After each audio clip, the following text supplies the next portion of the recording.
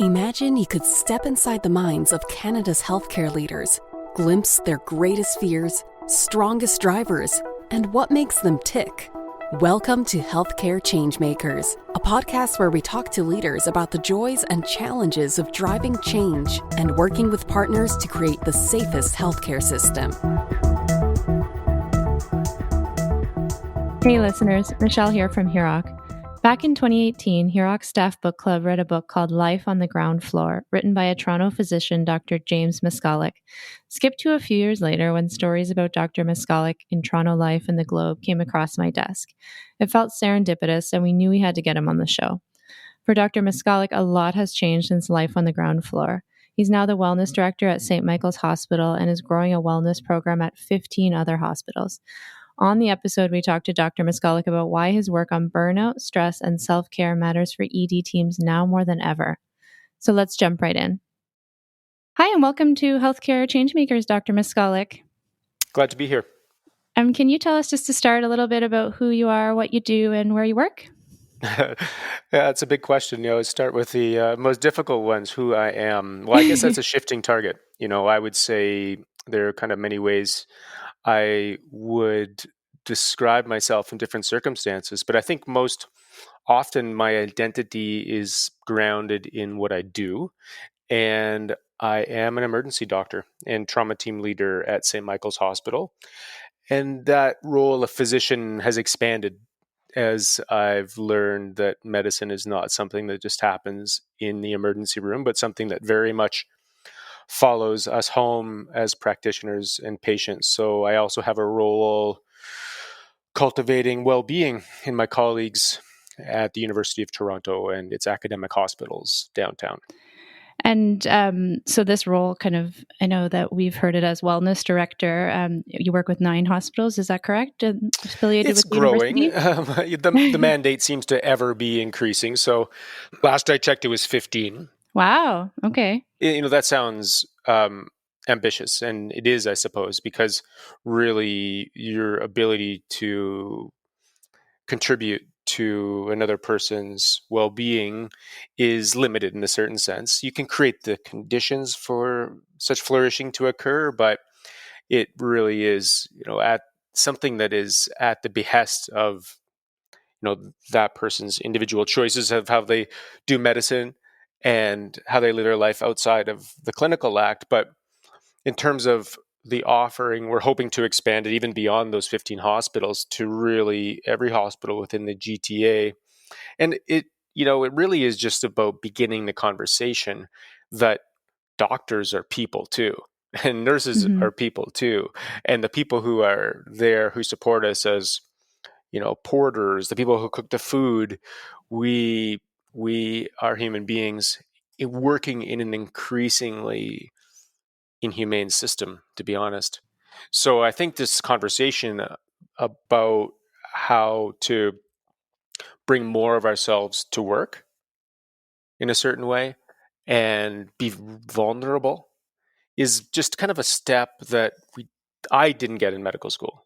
So we're just, the way I look at it is just like a curriculum. What's the ongoing curriculum of deepening in your humanity? And how did the role come about? So was it something you pitched, something that came to you? With Sarah Gray, a colleague of mine, we were the first kind of wellness leads at our hospital. I started, 5 years or so ago.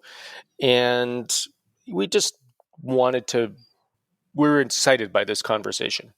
And we wanted to we knew the ER was special, in meaning that we got to really live our values.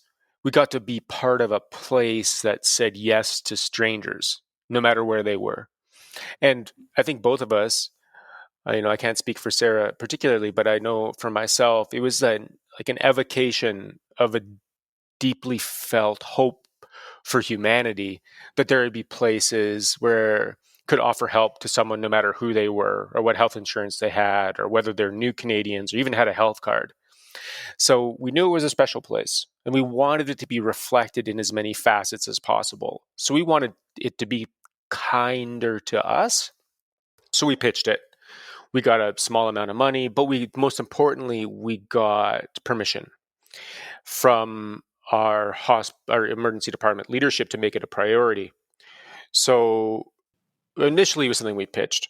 So it was quite successful. I can tell you more about that program should you be interested, but eventually it led to the recognition that it worked well enough with our group of doctors that I thought it would be worthwhile expanding. And it was in kind of organic ways, but we work at a university. We like to make things not just practice. We like to make them systematic in a certain way and subject to inquiry. So the wellness director position came about as a way to try to spread this throughout the network of hospitals in ways that were meaningful at the individual level. So I pitched that idea when they went through a series of interviews. Many people, I believe, interviewed, and I was lucky enough to get that position. So it's just early days, but now we're starting to slowly make sure that all the clinical sites at least identify a wellness lead, and then we'll discuss about kind of what that would look like, what that program ideally would entail, and again, just start this conversation because emergency medicine in particular is in dire straits. Yeah, it's busy and it's stressful. And I know you can't even begin to imagine kind of some of the things that you go through. Do you have some examples of upcoming changes or projects that you're excited about as part of this role? I'm just going to mention before we move on to, I read the other day that the year before last in the US, 200 emergency medicine training spots around the country went unfilled. And this year it's 500. Okay. So this conversation is really relevant. Who is going to work in the emergency department for the reasons that you describe? If you're not just the interface of something like COVID, which, we stood there when we thought it was going to kill us, really, watching what was happening in Italy in particular. Mm-hmm. And then you're at the interface of a variety of different epidemics, a fentanyl epidemic, the epidemic of anxiety that is sweeping, through all people.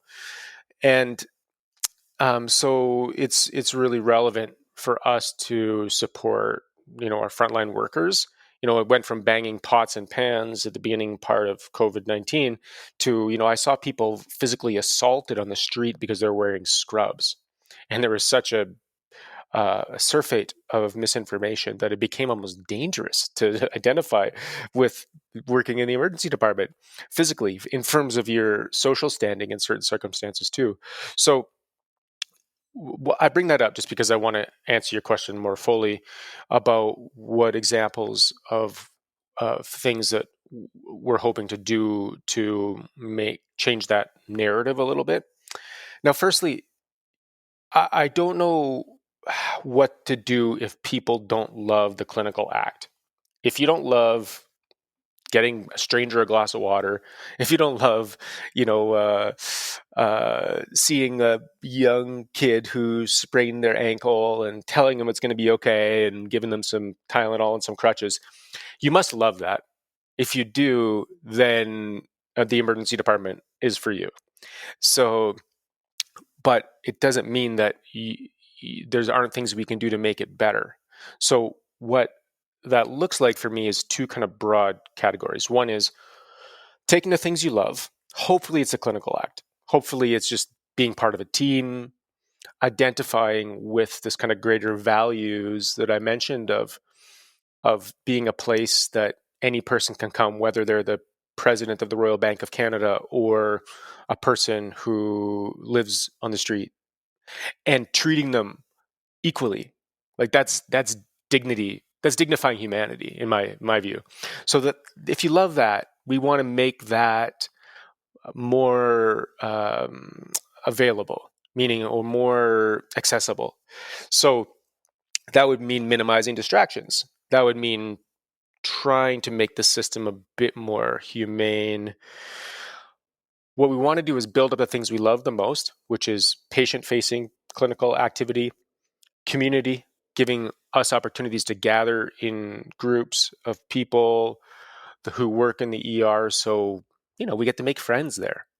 Face it, the ER happens Christmas Day too. So we're going to be spending Christmas there sometimes. So we want to develop this sense of community. That includes having a space that is unique.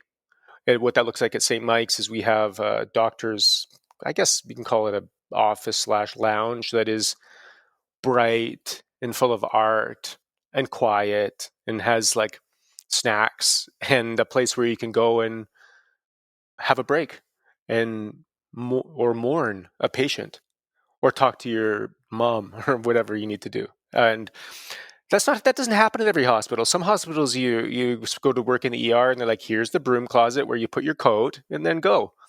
And it doesn't offer a lot of that softness. So we're trying to make placemaking something special for the people who work in the ER. So that's just an example of trying to make things that work for us, that help us be more of who we are and more humane to ourselves. Okay. Mm-hmm. And then there's a second category, which is the hardest parts about the job. Now that is unavoidable, unfortunately. You're going to see catastrophe. You're going to see physical, sexual abuse, emotional abuse. You will be shaken by some of your position as witness. So we want to soften those somehow. Now, like I mentioned, the first part, that is a way to do it. We do that. We heal in community, right? It's hard to heal alone. That's why loneliness is such an epidemic. So the first part is trying to make this a better place, and the second part is trying to make it less hard. So critical incident debriefing. That's something that happens, say, in military and police, although, I'd prefer a different paradigm because we don't really want to identify with those institutions. Not that I have anything against them, but we want to be kind of like a wide net for all people. So critical incident debriefing is, taking some of the hard parts of it, the witnessing, the being part of, say, difficult trauma, losing someone who's young or having a distraught family, and then unpacking that emotionally in a systematic way by offering debriefings, some right after the incident, and then one a couple weeks later. I just did one last week about a bad trauma case. And then there is peer support. So having, something like a wellness lead could be an example of peer support, but diffusing that so there can be a person to call if you're having a tough time integrating a difficult experience or just having a tough time in your life. So peer support. Then there is kind of mindfulness. That mindfulness is something that rings out particularly strong in the literature on well-being in the emergency department. And those things in particular are kind of facets of this program that I'm hoping to bring. And the I guess one that just escaped me that I feel strongly about as well is improving communication. So there's a couple different ways to do that are they're not competing, but say complementary. But the one that springs to mind is something called nonviolent communication. And nonviolent communication means speaking clearly about what's happening inside of you.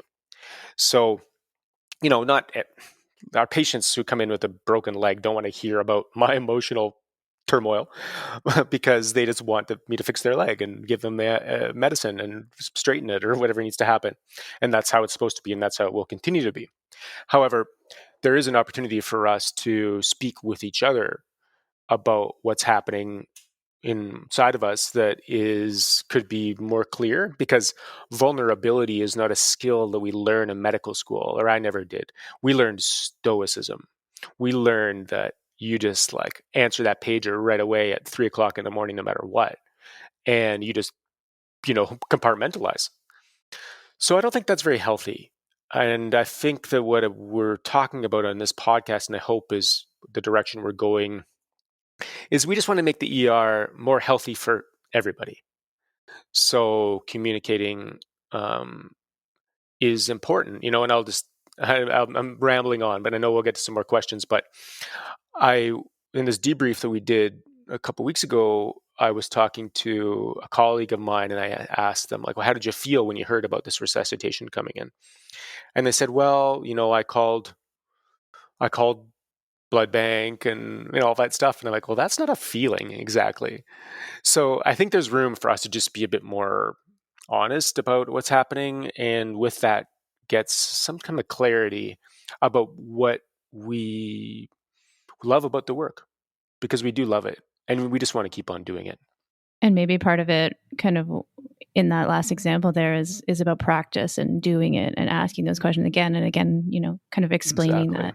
No, I think all of those examples that you gave are much needed.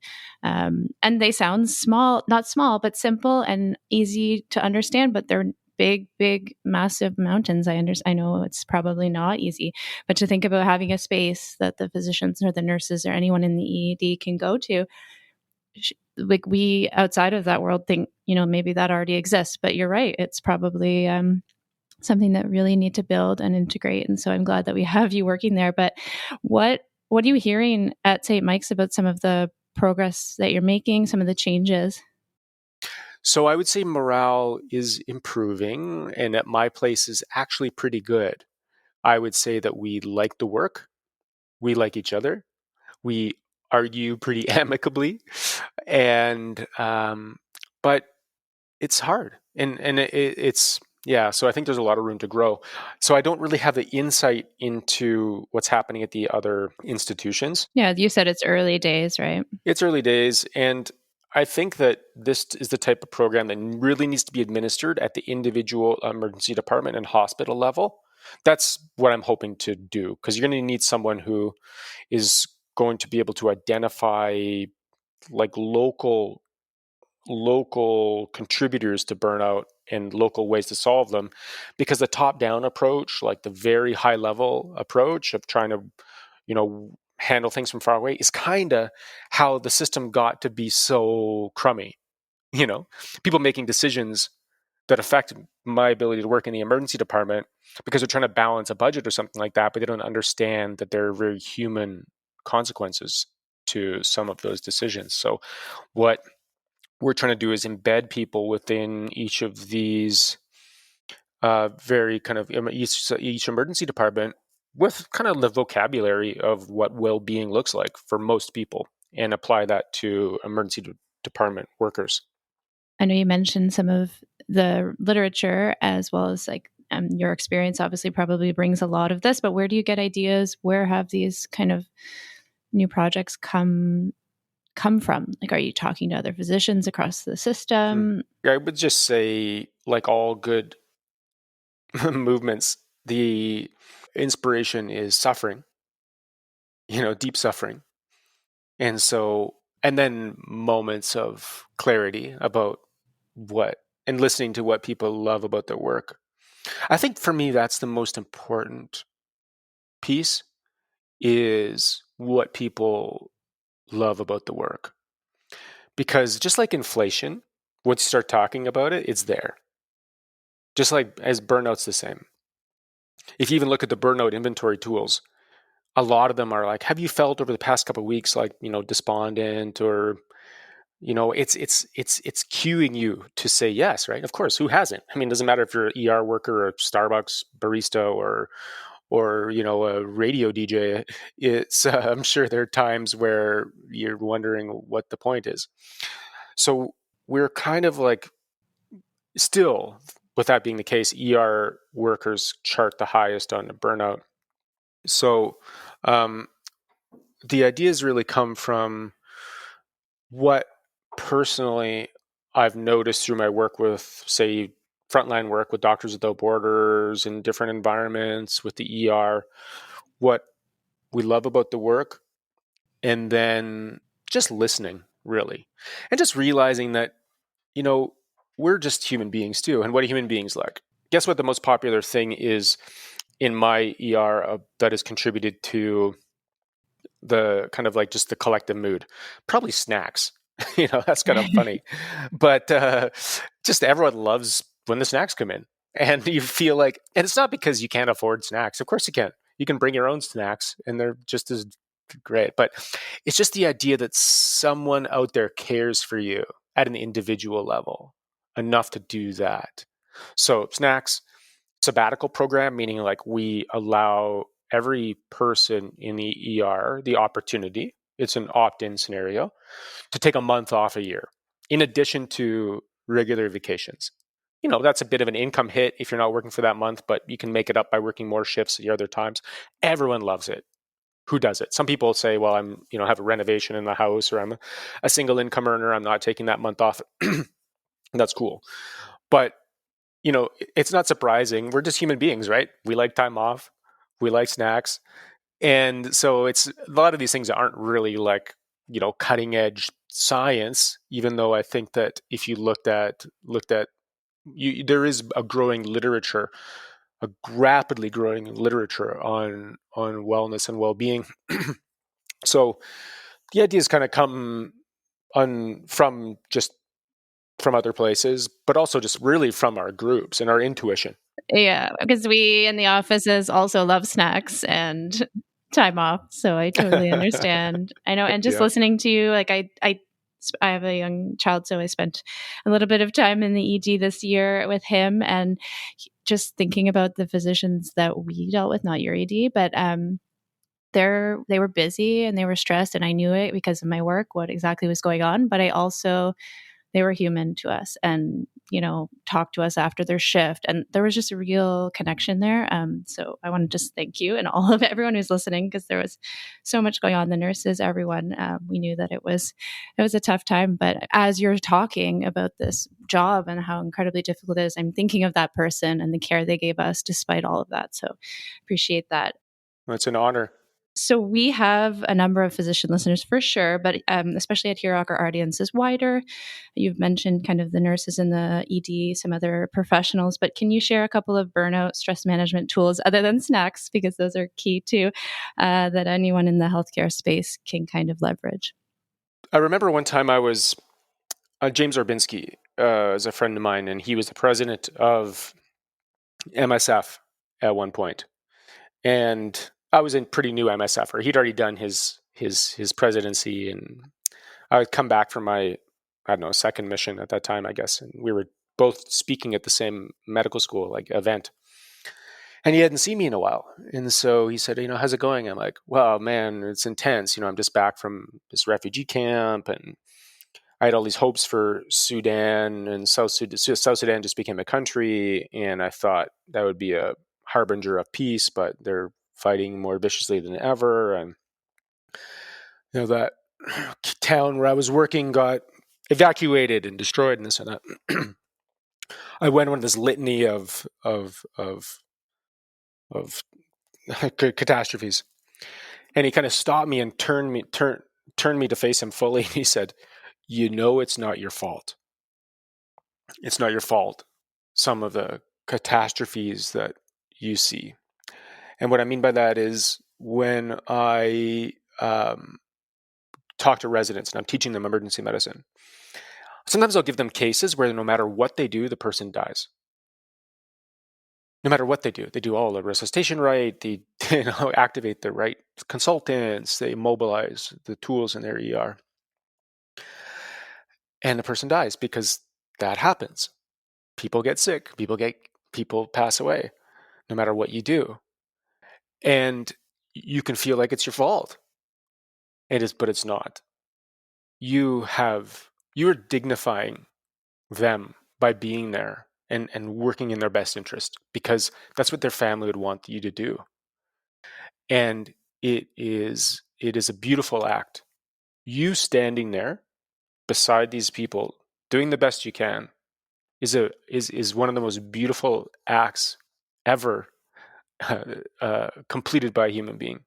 So I just think I mention that because it is it can kind of invert what seems like a responsibility to beat back sickness and death, but that's not really what you're there for. You're there to kind of soften the experience a person would go through if they were alone, but they're not alone because they have you.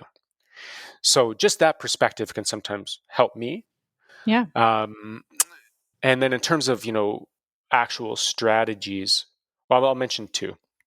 One is the pause, which is after you're present for, say, a cardiac arrest or someone dies in the emergency department. Something I like to say is, we're going to do a pause. Anyone who wants to leave the room can, but the rest of us are going to take about 10 or 15 seconds to be here together. And sometimes people leave. Most of the time people stay. And I say something like, I recognize that this person had a life and a family and dreams. And I recognize all the people in this room who tried to help them, even though they knew none of those things.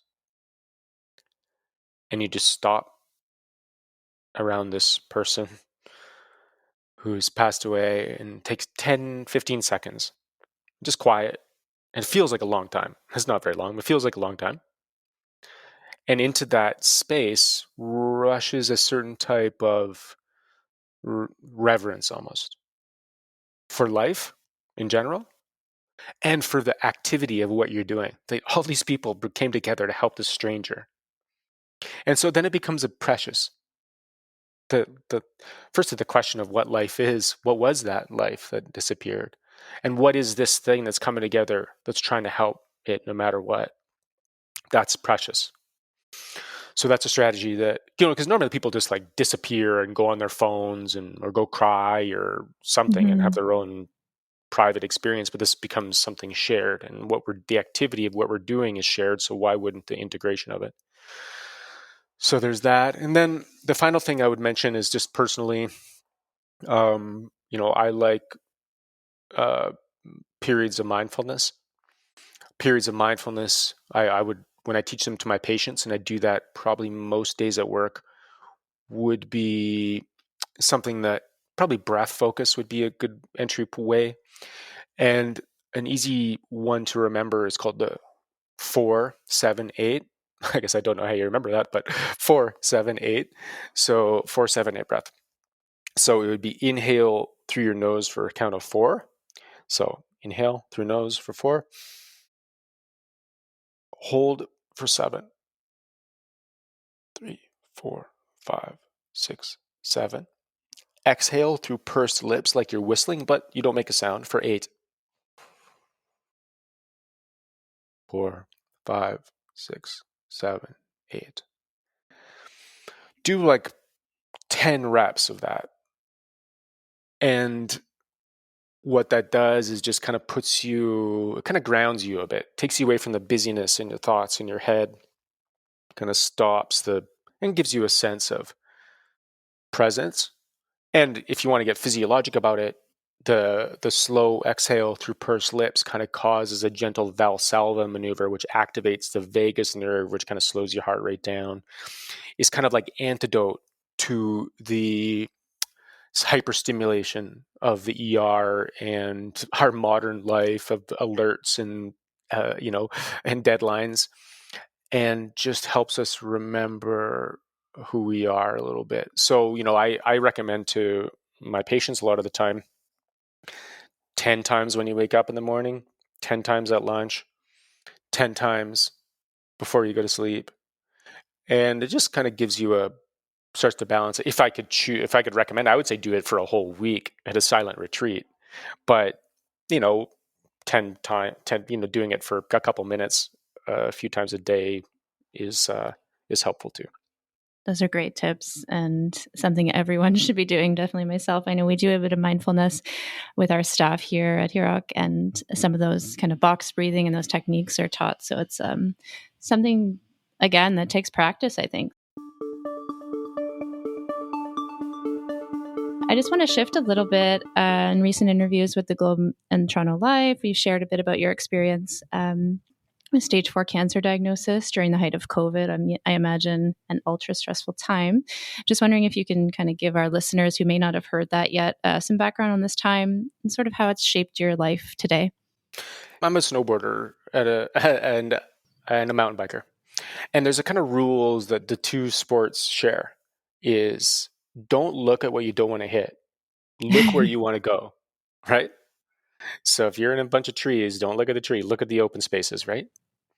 So in that way, it's like I don't, even though it kind of dominated my life since my diagnosis and my psyche, um, it's actually forms less and less with time.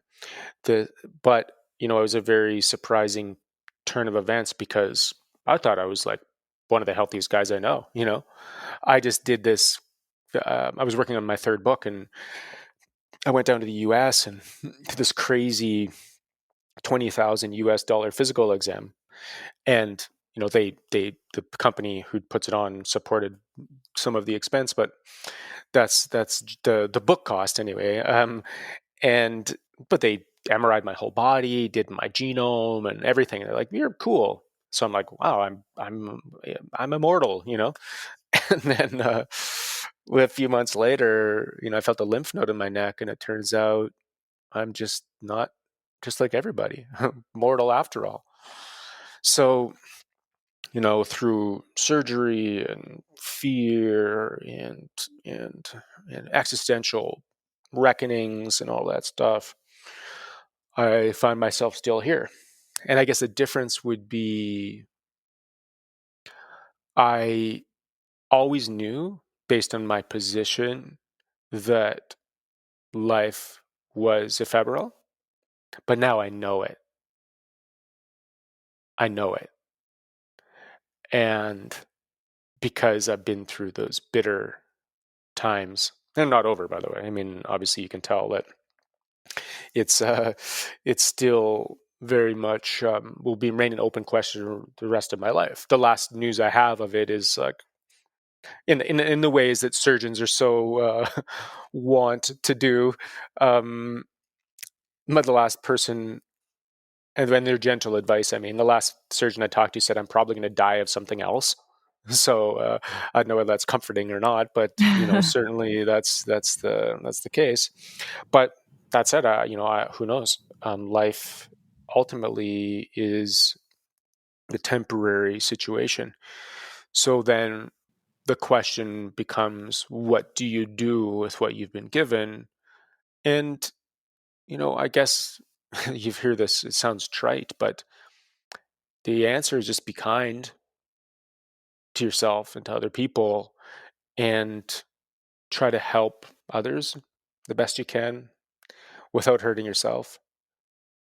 And that just kind of honors the quick of whatever it is we're given when we enter this world, that precious but slightly flimsy bit of aliveness that sits inside of all of us. And I think once you get a sense of its finitude, you realize the preciousness of it.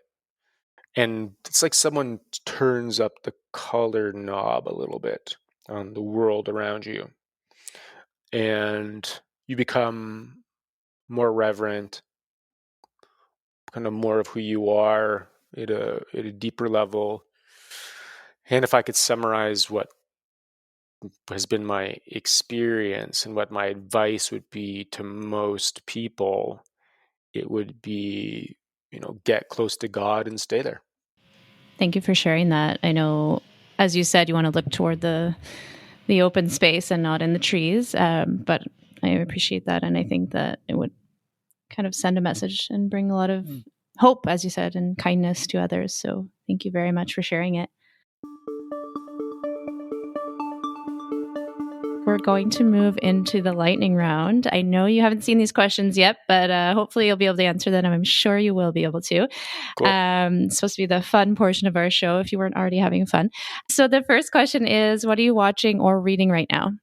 Finished a show called The Boys. It's kind of trashy, but it's about like superheroes gone wrong.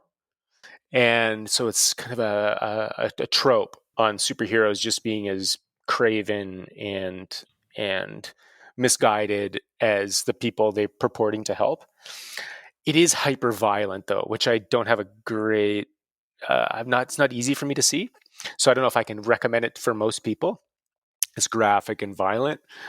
So I'm glad to be kind of done with it. And I started a show last night called Altered Carbon, which is about a future. Like all futures are dystopic. It's about a future where we carry our consciousness around in kind of a hard drive, and regardless of, we can move it into different bodies. So kind of cool. I like sciencey stuff, so it seems pretty sound. And then in terms of reading, I was reading Gaber's book, Mate, called The Myth of Normal.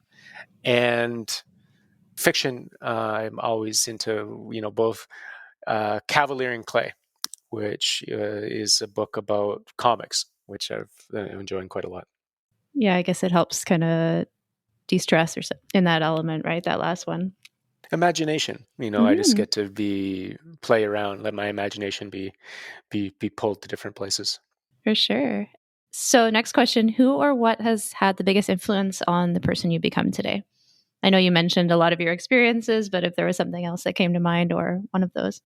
My mother, yeah, has just I think the people I admire the most, who've influenced me the most, the common thing they have is they've suffered greatly. And her life and the way she lived it and the way she left it was just full of grace. And there's something about her and people like her. I know that I venerate her because she's my mother, but I've met people like her who you never know what they're going to say, because they never say the same thing twice exactly. Even if you ask them the same question, they think about it. And the answer comes from a place that even I don't think they know where it's coming from.